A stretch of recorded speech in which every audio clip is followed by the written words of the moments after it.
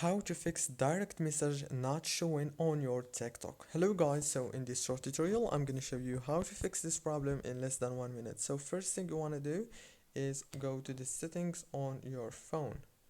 Now after you go to the settings, go to the apps manager as you can see right here.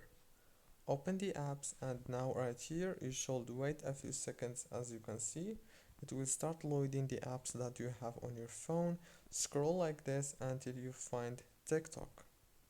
When you find it, click on it and click on the force stop option, and then go to the permissions right here and make sure that all the permissions are enabled. After that, go back and click on the storage.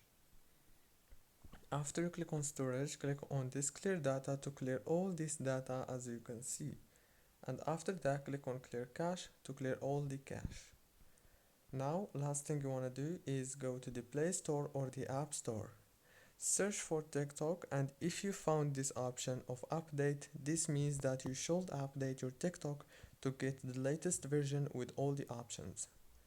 And last thing you want to do is turn off your phone and turn it on again, and the problem must be fixed. Don't forget to like and subscribe.